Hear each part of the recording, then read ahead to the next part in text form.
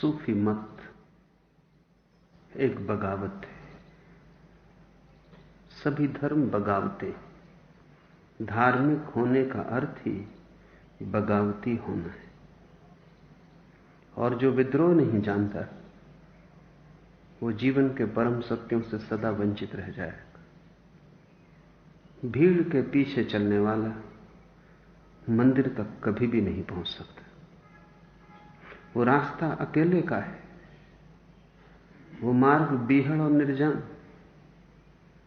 और उस मार्ग से गुजरने का अर्थ है कि मैं अपनी नियति अपने हाथ में लेता हूं। मैं अपने जीवन का सारा दायित्व अपने कंधों पर लेता हूं।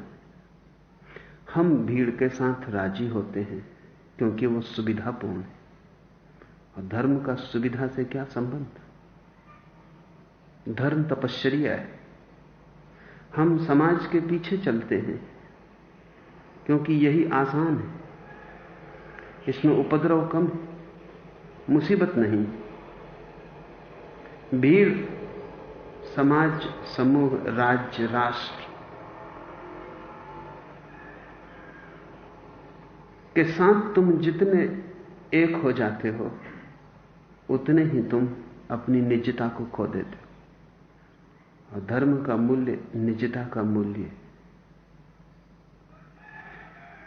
तो पहली तो बात यह समझ लेना कि धर्म का अर्थ ही यही होता है कि मैं समाज से अपने को मुक्त करूं। मैं एक अंधे की भांति भीड़ के पीछे न चलूं। भीड़ का एक मनोविज्ञान है और भीड़ के पीछे चलने की बड़ी सुविधाएं हैं। इसलिए तो सारे लोग भीड़ के पीछे चलते हैं। पहली सुविधा तो यह है कि उत्तरदायित्व अपना नहीं रह जाता। कहा जाता है कि अकेला आदमी इतने भयंकर पाप कभी नहीं कर सकता जितना भीड़ में सम्मिलित होकर कर सकता है। अकेला मुसलमान मंदिर को जला नहीं सकता, लेकिन मुसलमानों की भीड़ में मंदिर जलाया जा सकता है। अकेला हिंदू मुसलमानों की हत्या नहीं कर सकता, लेकिन हिंदुओं की भीड़ में व्यक्ति खो जाता। एक एक भीड़ के आदमी से पूछो कि जो तुमने किया क्या वो ठीक था, तो अकेले में वो सहमेगा। शायद कहेगा कि भीड़ के साथ में कर गुजरा, करना ठीक तो नहीं था। भीड़ में तुम अपने से कम हो जाते। भीड़ में जो सबसे नीचा आदमी है वो अपने तल पे सभी को खींच लेता है। जैसे पानी एक सतह में हो जाता है, तुम पानी बहाओ तो जो निम्नतम पानी का जल स्थल है वो सारे जल का स्थल हो जाएगा, क्योंकि कोई पानी का हिस्सा ऊपर नहीं रह सकता। तो भीड़ में कभी भी महापुरुष पैदा नहीं होता, हो नहीं सकता, क्योंकि भीड़ में जो आखिरी आदमी है उसके तल पर सभी को आ जाना पड़ता है। महापुरुष सदा एकांत में पैदा होता है, इसलिए महावीर को जंगल जाना पड़ता है, इसलिए बुद्ध को एकांत चुनना पड़ता है, इसलिए मोहम्मद और मूसा को पहाड़ रेगिस्तान में प्रवेश कर जाना होता है। इस दुनिया में जो भी वैभवपूर्ण व्यक्तित्व पैदा हुए हैं, ईश्वरीय जिनकी क्षमता है, वे सब एकांत में जन्मे हैं। भीड़ ने आज तक एक भी महावीर, एक भी बुद्ध, एक भी कृष्ण पैदा नहीं किया। भीड़ क्षुद्र को पैदा करती, क्योंकि भीड़ का नियम तुम समझ लो, वो गणित सीधा है। जैसे पानी अपनी नीचे से नीची सतह पर आके ठहर जाता है, ऐसे ही भीड़ में चेतना निम्नतम आदमी पर आके ठहर जाती। जब भी तुम भीड़ में जाते हो तो थोड़ा सोच कर जाना। भीड़ से लौट के तुम हमेशा पाओगे कि तुम कुछ खो के लौटे हो। भीड़ में दायित्व खो जाता है, इसलिए बड़ा सुख है भीड़ का, क्योंकि तुम अनुभव नहीं करते कि तुम जिम्मेवार हो। जीवन की सबसे बड़ी कठिन साधना जिम्मेवारी का अनुभव है। जब तुम्हें लगता है मैं रिस्पॉन्सिबल हूं, तब चिंता पैदा होती, क्योंकि जहां दायित्व है वहां चिंता है, तनाव है। भीड़ सारा दायित्व अपने ऊपर ले लेती। दूसरे महायुद्ध के बाद नाजी अधिकारियों पर मुकदमे चले। उनके ऊपर खतरनाक अपराध थे। ऐसे खतरनाक अपराध आदमियत के इतिहास में कभी भी किए नहीं गए थे। लाखों यहूदी उन्होंने जलाए थे, लेकिन उन्होंने क्या कहा? उन्होंने यह भी नहीं कहा कि अपराध उन्होंने नहीं किए। उन्होंने कहा हमने तो सिर्फ आज्ञा का पालन किया है। ऊपर से जो आज्ञा मिली हमने उसका पालन किया। हम तो सिपाही। जब तुम आज्ञा का पालन करते हो तब तुम्हारा कोई दायित्व नहीं रहता। इसलिए हम सैनिक को आज्ञा पालन से खिलाते, ओबीडियंस, क्योंकि उससे ऐसे काम करवाने जो कि अकेला अपनी निजता के कारण तो वो कभी ना कर सकेगा। उससे हमें पाप करवाना है, उससे हमें आदमियों की हत्याएं करवानी, उससे निर्दोष बच्चों को जलवाना है, उससे ऐसे सोए नगर पर बम गिरवाने जिनका कोई भी कसूर नहीं। जिस आदमी ने हिरोशिमा पर एटम बम डाला वो रात बड़े मजे से वापस लौट के सोया। 1,20,000 आदमी जल के राख हो गए, जिनमें से एक आदमी से भी उसकी कोई निजी दुश्मनी न थी, जिनमें से एक आदमी ने भी उसका कभी कुछ बिगाड़ा न था, जिनमें से कोई आदमी से उसका कोई संबंध न था। लेकिन 1,20,000 आदमी क्षण भर में राख हो गए और यह आदमी आके वापस आराम से सो गया। और जब सुबह पत्रकारों ने उससे पूछा कि क्या तुम रात आराम से सोए, तो उसने कहा निश्चित, क्योंकि कर्तव्य पूरा किया। फिर मैं निश्चिंत आके सो गया। इस आदमी को रात इतनी चिंता न जगी। तुम जान के एक छोटे से कीड़े मकोड़े को पैर के नीचे दबा दो तो भी चिंता पैदा होती। चिंता तभी पैदा होती जब दायित्व होता है, जब तुम्हें लगता है मैं जिम्मेवार हूं, जब तुम्हें लगता है मैं जिम्मेवार ही नहीं हूं, ऊपर से किसी ने आज्ञा दी, मैंने पूरी की। और बड़ा मजा यह है कि ऊपर जो बैठा है उसको भी कहीं और से आज्ञा मिलती। तुम जिम्मेवार आदमी को पकड़ ही नहीं सकते भीड़ में कि कौन जिम्मेवार है। अंततः कौन जिम्मेवार है? कोई जिम्मेवार नहीं। इसलिए दुनिया में इतना महापाप चलता है, और यह महापाप चलता रहेगा जब तक एक एक व्यक्ति अपने कृत्य के लिए स्वयं को जिम्मेवार नहीं समझता।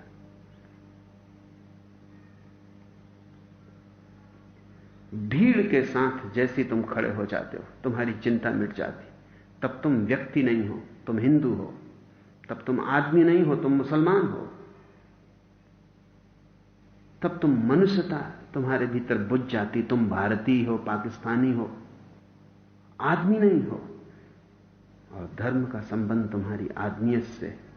इसलिए धर्म डिसओबीडियंस, ये थोड़ा समझना पड़े।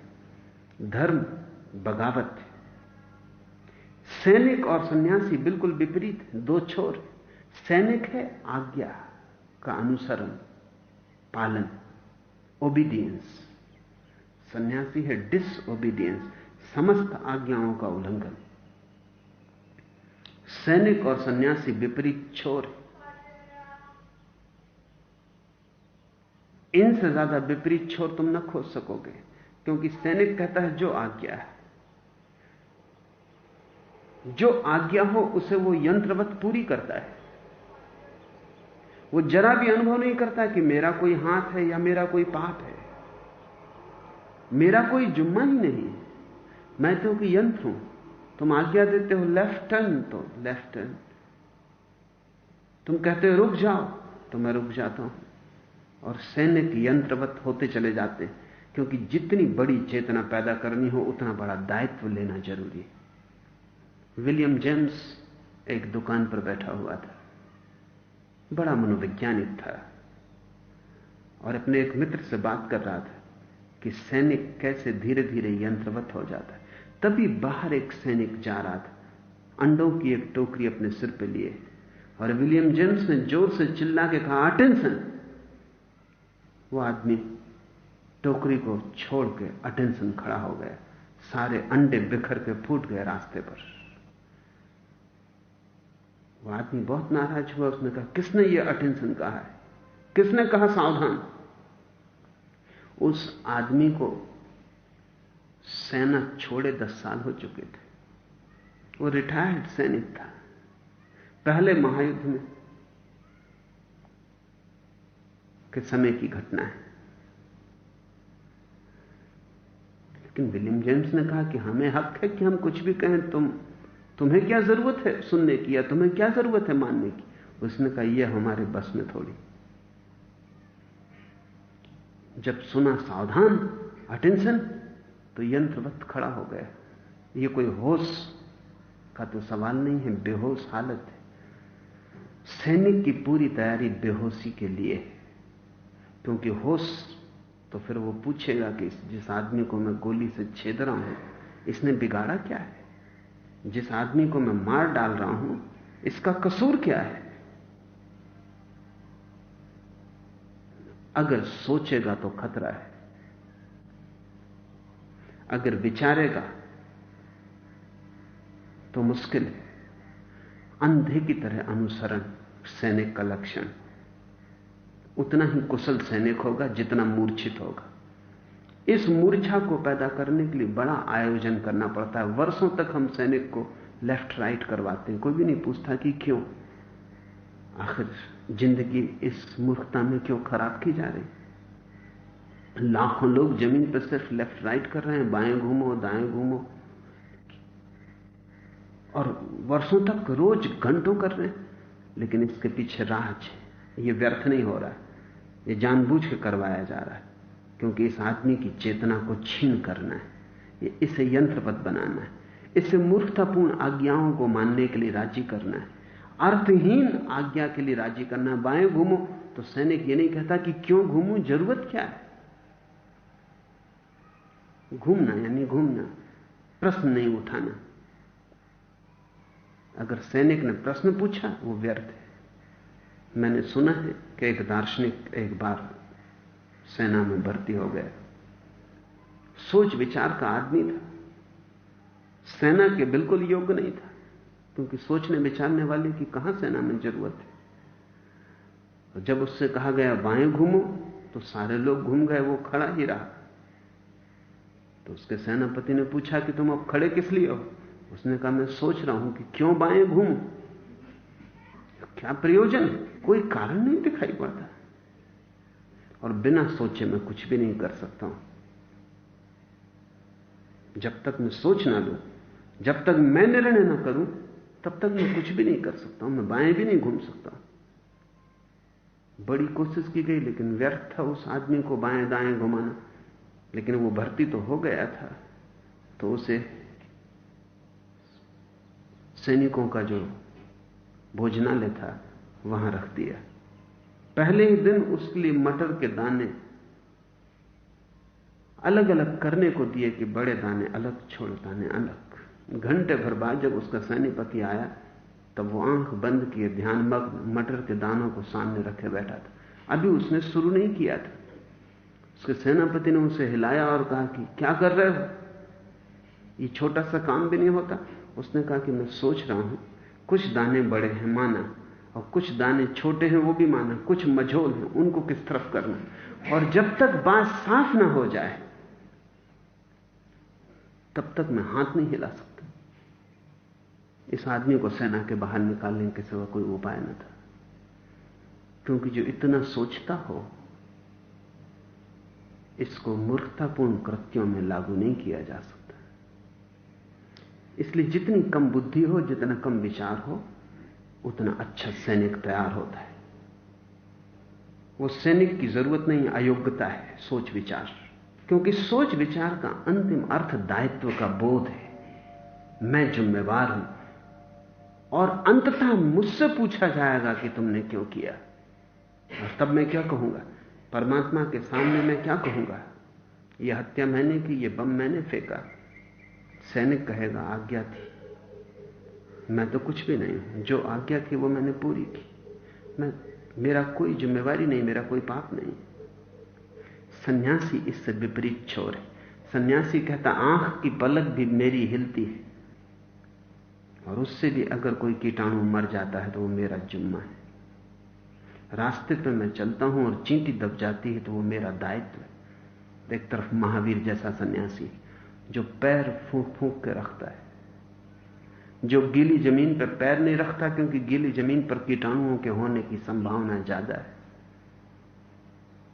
जो सूखी जमीन पर मलमूत्र विसर्जन करता है क्योंकि गीली जमीन पर कीटाणु दब सकते हैं, मर सकते हैं।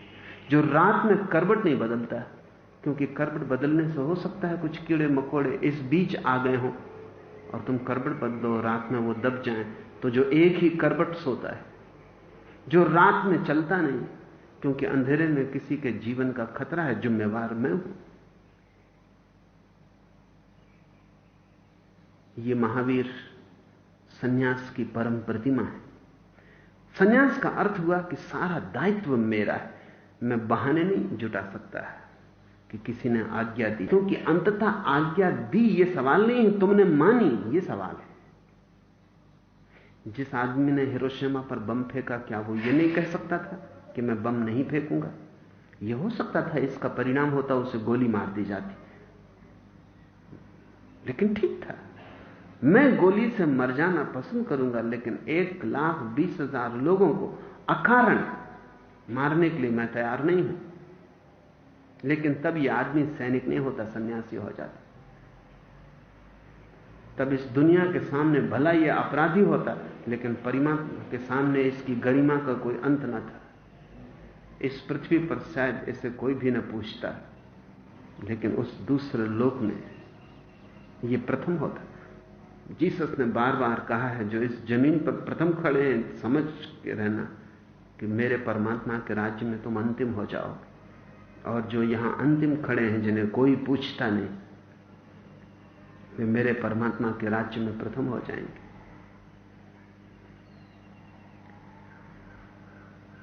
तो धर्म का पहला सूत्र है अंधी आज्ञा मत मानना। अर्थ हुआ कि दायित्व दूसरे पर मत डालना। आज्ञा मानने में मजा यही है कि तुम जिम्मेवार नहीं हो, तुम दायित्व दूसरे पर डाल देते हो। इसलिए दुनिया में इतने अनुयायी हैं। अनुयायी मुफ्त नहीं है, कोई बेकार अनुयायी नहीं बनता। अनुयायी बनने का मतलब है कि सारा दायित्व नेता पर है, हम पर कुछ भी नहीं। और लोकतंत्र ने बड़ी सुविधा जुटा दी। नेता कहता है सारा दायित्व मतदाताओं पर है। मतदाता सोचते हैं सारा दायित्व नेता पर है। ना, आज दायित्व किसी पर भी नहीं। एक चक्र है जिसमें हर एक दूसरे की तरफ इशारा करता है। तुम इस दुनिया में अपराधी को पकड़ ही नहीं सकते, इसलिए अपराध बढ़ते चले जाते हैं। धर्म की मौलिक खोज यह है कि दायित्व तुम्हारा है। अगर तुम चूके हो, तुमने किसी और को बताया, तो वो किसी और को बताएगा, वो किसी और को बताएगा, फिर दायित्व पकड़ में आने वाला नहीं। यही कर्म का सिद्धांत है कि तुम जिम्मेवार हो। तुम कुछ भी करो, तुम बच ना सकोगे, और बचाव का कोई उपाय नहीं। इसलिए तुम छोटा सा भी कृत्य करो तो जान के करना कि मैं कर रहा हूं। तुम्हारा भाग्य, तुम्हारी नियति, तुम्हारा ही निर्माण है। सूफी बगावती लोग, तो ये तो पहली बात समझ लें, तब ये कहानी आसान हो जाएगी समझना। दूसरी बात ये समझ लें कि जितना ही तुम सोचोगे कि मैं जिम्मेवार हूं, उतने ही तुम सचेत हो जाओगे, उतनी ही अवेयरनेस बढ़ेगी,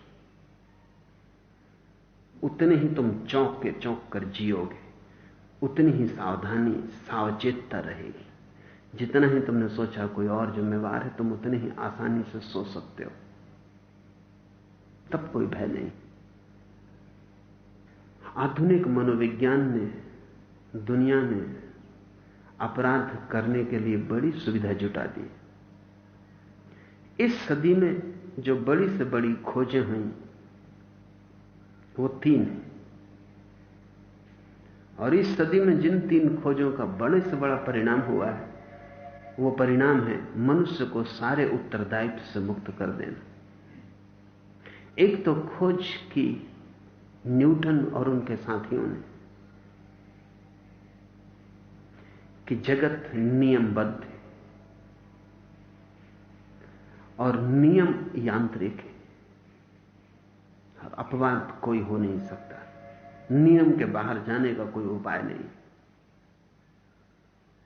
और हर आदमी एक अंधा अनुयायी है, चाहे वो जाने और चाहे न जाने।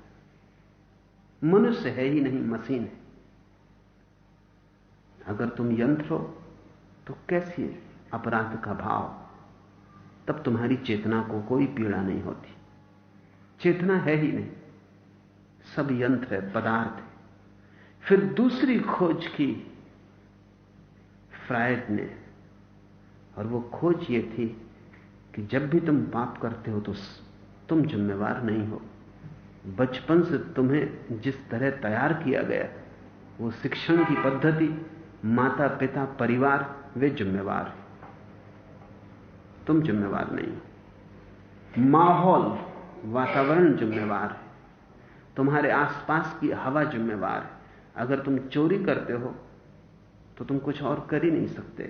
तुम जिस तरह बड़े किए गए हो, तुम जिस मां के घर पैदा हुए, जिस बाप ने तुम्हें पाला, जिन लोगों के साथ तुमने सीखा, जीवन, बचपन गुजारा, उस सब का इकट्ठा जोड़ है। ये कोई कृत्य नहीं है जो तुम कर रहे हो, ये फूल है जो तुम में लग रहा है, और इसके लिए तुम जिम्मेवार नहीं हो। और तीसरी बात मार्क्स ने कही, और उसने कहा कि समाज की आर्थिक परिस्थितियां हर चीज की अंतिम निर्धारक है।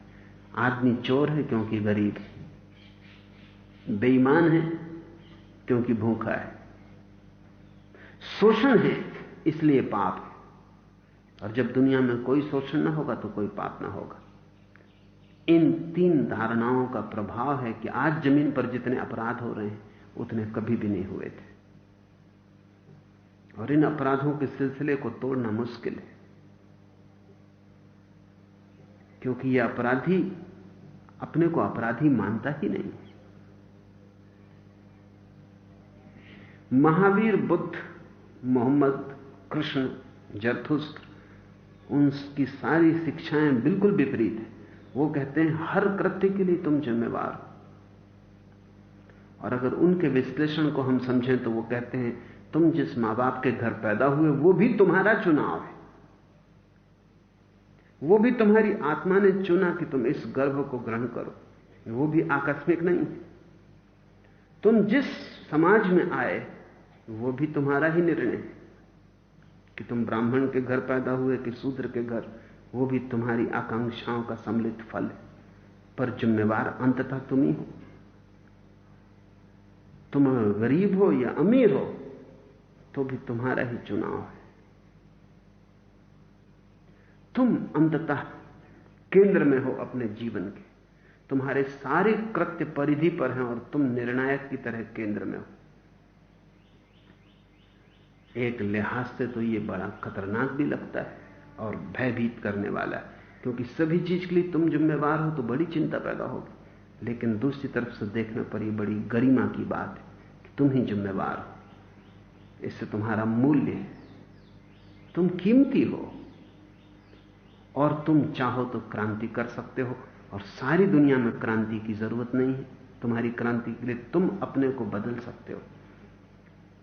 तो एक तरफ से तो चिंता पैदा होती है दायित्व तुम्हारा हो तो, और दूसरी तरफ से तुम्हारी गरिमा प्रकट होती, महिमा प्रकट होती। अगर तुम मार्क्स, फ्रायड और अन्यों को मानकर चलते हो, महावीर और बुद्ध के विपरीत, तो चिंता तो तुम्हारी समाप्त हो जाती, लेकिन तुम्हारी गरिमा भी खो जाती। तुम्हें कोई चिंता नहीं है, फिर तुम जैसे हो ठीक हो, लेकिन फिर तुम्हारी महिमा भी क्या है, तुम्हारी स्वतंत्रता भी चली गई। तुम्हारी चिंता के साथ ही साथ तुम्हारी स्वतंत्रता चली जाती, और तुम्हारी चिंता के साथ ही साथ तुम्हारी स्वतंत्रता बढ़ती है। तो धार्मिक व्यक्ति प्रगाढ़ चिंता से गुजरता है। कि गार्ड ने लिखा है कि जैसी एंजाइटी धार्मिक आदमी को होती वैसी किसी को नहीं होती। उस चिंता के बाद शांति का क्षण आता है, लेकिन वो आता है जीवन की क्रांति के द्वारा।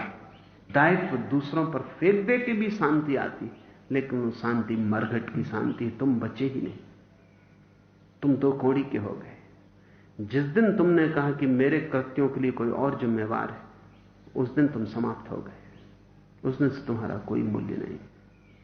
तो ये दूसरी बात ख्याल में रख लें कि सारे धर्मों का जोर है कि नियति तुम्हारी भाग्य तुम्हारे ही निर्णय का विस्तार है। तुम नियंता हो, तुम मालिक हो, तुम स्वतंत्र हो, तुम जैसे हो बुरे भले तुमने ही बनाया, और तुम चाहो तो बदल सकते हो। और कल जैसा होगा वो तुम्हारे आज के निर्णय पर निर्भर है।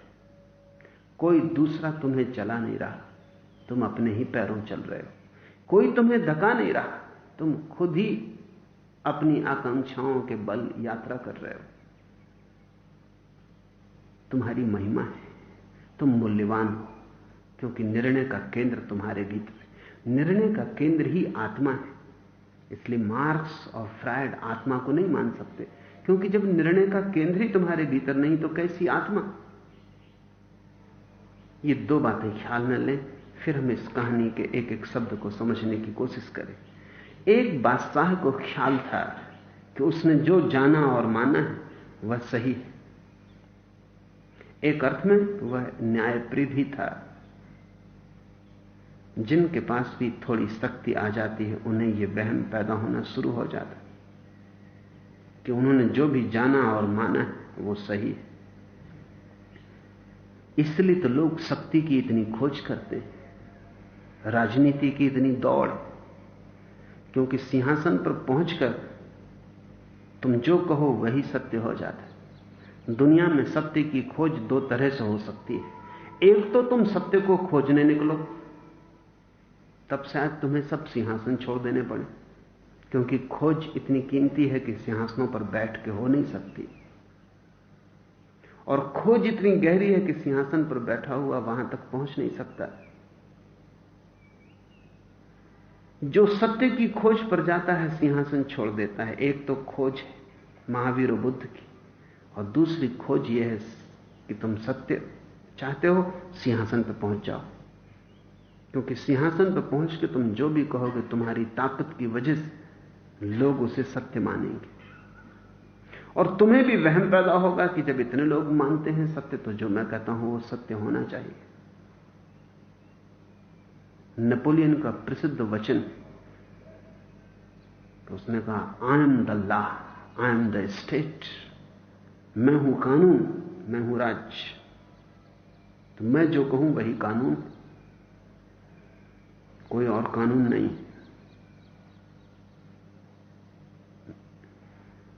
सिंहासन पर पहुंचे आदमी को यह वहम स्वाभाविक हो जाता है कि वो जो कहता है वही नियम।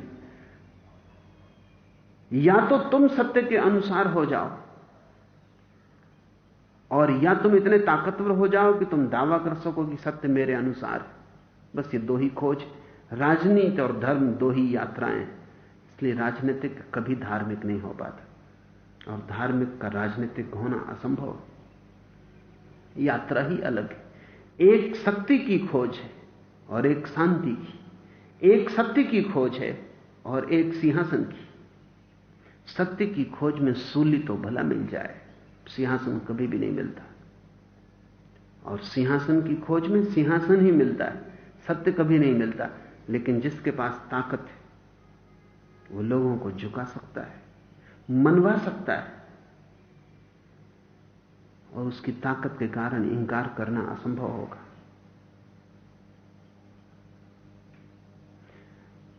ऐसा हुआ कि मोलोतोव, स्टालिन का एक निकट साथी, एक बड़ी राजनीतिक कॉन्फ्रेंस में लंदन आया हुआ था। कोई जरूरी बात थी जो स्टालिन से पूछनी थी, तभी वो उत्तर दे सकता था। तो वो फोन कर रहा था स्टालिन को, और एक पत्रकार जो उससे मिलने आया था वो कमरे में बैठा था। उधर से स्टालिन जो भी कहता था वो कहता था यस सर, जी हां, जी हां, जी हां। लेकिन एक ऐसी घड़ी आई कि इसने कहा कि नहीं, बिल्कुल नहीं। पत्रकार चौंका, क्योंकि स्टालिन को कहना नहीं, बिल्कुल नहीं, असंभव बात है। और मोलोतोव कहे, अनुभवी है कि जिसने नहीं कही उसकी गर्दन गई, वो बचेगा नहीं। तो पत्रकार ऐसे तो सुनता रहा जब तक मोलोतोव जी हां कह रहा था। लेकिन उत्सुक हुआ जब मोलोतोव ने कहा कि नहीं, बिल्कुल नहीं, एब्सोल्युटली नो। उस पत्रकार ने जब वार्ता पूरी हो गई उसने कहा कि अगर आप नाराज न हो तो बड़ी उत्सुकता पैदा हो गई। मुझे मतलब नहीं कि आप किन चीजों में जी हां कह रहे थे, लेकिन किस बात पर आपने कहा कि नहीं। आश्चर्यजनक, स्टालिन को और कोई कहे नहीं। मोलोतोव हंसने लगा। उसने कहा कि स्टालिन को नहीं कहना असंभव है, लेकिन स्टालिन उस समय मुझसे कह रहा था, मोलोतोव तुम ही निर्णय ले लो। इसलिए मैं कह रहा था कि नहीं, बिल्कुल नहीं।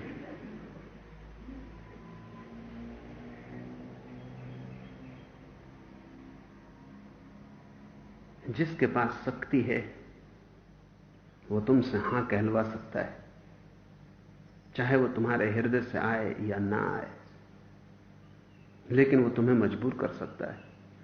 सिंहासन पर बैठे लोगों को भ्रम हो जाता है कि उनके पास सत्य है। इस सम्राट को भी यही ख्याल था कि जो उसने जाना और माना है वो सही है, इससे कोई इंकार भी नहीं कर सकता था। और एक और खतरा था कि वो आदमी सिंहासन पर ही नहीं था, शक्तिशाली ही नहीं था, न्यायप्रिय भी था। और जब कोई आदमी सिंहासन पर भी हो और साधु हो तो उससे ज्यादा खतरनाक आदमी नहीं होता। एक तो सिंहासन, उसे सत्य होने का ख्याल। असाधु हो तो तुम जानते हो कि ख्याल है सिर्फ, लेकिन वो साधु भी हो, आदमी अच्छा भी हो, तब और मुश्किल हो जाती। बुरे आदमी के हाथ में ताकत उतनी खतरनाक नहीं, क्योंकि तुम जानते हो कि आदमी बुरा है, और अगर हां भी कह रहे हो तो ऊपर से कह रहे हो, भीतर से तुम इंकार कर रहे हो। लेकिन आदमी अच्छा भी हो, न्यायप्रिय भी हो, तब अड़चन और ज्यादा हो जाती। तब तुम भीतर से भी ना कहने में मजबूर हो जाते हो, नहीं कह पाते। तब तुम्हें सब तरफ से हां कहनी पड़ती। न केवल आदमी शक्तिशाली था, न्यायप्रिय भी था। उसकी 3 बेटियां थी। एक दिन राजा ने अपनी सभी बेटियों को बुलाकर कहा, मेरी सारी संपदा तुम्हारी होने वाली, मुझसे ही तुम्हें जीवन मिला और मेरी इच्छा से ही तुम्हारे भविष्य और भाग्य का निर्माण होगा। 2 राजकुमारियों ने तो यह बात मान ली, लेकिन तीसरे ने कहा, यद्यपि स्थिति का तकाजा है कि मैं कानून का पालन करूं, तो भी मैं ये नहीं मान सकती कि मेरा भाग्य आपकी मर्जी से बनेगा। बुद्ध के पिता ने एक दिन बुद्ध से यही कहा था कि तू मुझसे पैदा हुआ है। और कहा था एक विशेष परिस्थिति में बुद्ध ज्ञानी होकर वापस लौटे गांव, तो बुद्ध के पिता नाराज थे। छोकरा घर छोड़ के भाग गया था, और नाराज थे क्योंकि इकलौता बेटा था, इसका ही सारा साम्राज्य था। और नाराज थे कि जिस परिवार ने कभी भीख नहीं मांगी, लाखों को भीख मंगवाई, लाखों को भीख दी, उसका इकलौता बेटा सड़कों पर भीख मांग रहा था। अहंकार को बड़ी चोट लगी थी। और जब बुद्ध गांव में वापस आए तो बाप नाराज था। और ध्यान रहे, अगर आप बाप हैं तो बेटा बुद्ध भी हो जाए तो भी पहचानना बहुत मुश्किल है, क्योंकि बाप का मतलब है ताकत की स्थिति। बुद्ध के बाप को दिखाई नहीं पड़ा कि यह बेटा इतना रोशन होकर लौटा है, इतना ज्योतिर्मय होकर लौटा है। बुद्ध की बाप की आंखों में तो क्रोध था, और जहां क्रोध है वहां दर्शन साफ नहीं होता। देखते ही उसने कहा कि फेंको ये भिक्षा पात्र, और बहुत हो चुका ये नाटक, और मेरे द्वार अब भी खुले हैं, बाप का हृदय कभी बंद नहीं होता। तुम वापस लौटाओ और मैं तुम्हें माफ कर दूंगा। यद्यपि तुमने पाप गहन किया है, माफी के योग्य नहीं, लेकिन करुणा के कारण, प्रेम के कारण, मोह के कारण माफ कर दूंगा।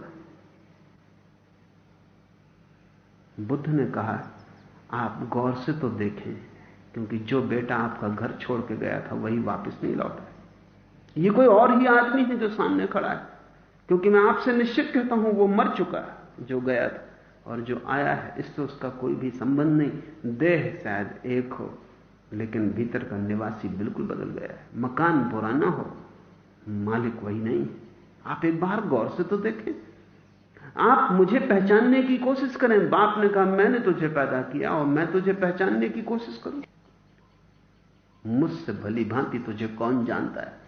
मेरा ही खून है, मेरी ही हड्डी मांस मज्जा है, और मैं तुझे जानता नहीं। बुद्ध ने कहा, आपने मुझे पैदा किया होगा, लेकिन फिर भी मैं आपसे कहता हूं कि आपने मुझे निर्मित नहीं किया। मैं आपसे गुजरा हूं, आप एक चौराहे थे जिससे मैं पार हुआ हूं। लेकिन क्या आप सोचते हैं जिस रास्ते से यात्री गुजर जाता है वो रास्ता उस यात्री को जान लेता है? आप सिर्फ रास्ता थे जिससे मैं आया हूं।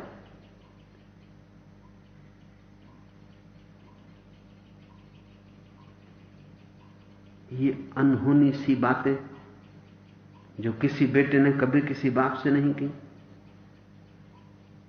बुद्ध के बाप ने आंखें पहुंची जो क्रोध की वजह आंसुओं से भर गई थी, और गौर से इस युवक को देखा। निश्चित ही जो लड़का घर से गया था ये वही नहीं। इस तीसरी बेटी ने कहा, स्थिति का तकाजा है कि मैं कानून का पालन करूं, तो भी मैं ये नहीं मान सकती कि मेरा भाग्य आपकी मर्जी से बनेगा। आप मेरे पिता हैं, आपने मुझे जन्म दिया है, वो सब ठीक है। यह भी हो सकता है कि आप मेरे अतीत हैं, लेकिन आप मेरे भविष्य हैं, यह मैं नहीं मान सकती। और भविष्य मेरा स्वतंत्र है, वो आपकी मर्जी से बनेगा। मैं यंत्र नहीं, मेरा भी अपना जीवन है, और मैं मृत नहीं, मैं चेतन, मैं एक स्वतंत्र इकाई हूं। यह घोषणा ही आत्मा की घोषणा है। इसलिए महावीर ने परमात्मा को इंकार कर दिया। महावीर ने कहा, कोई परमात्मा नहीं है दुनिया में, क्योंकि अगर परमात्मा यानी पिता, तो फिर बेटे की कोई स्वतंत्रता नहीं हो सकती।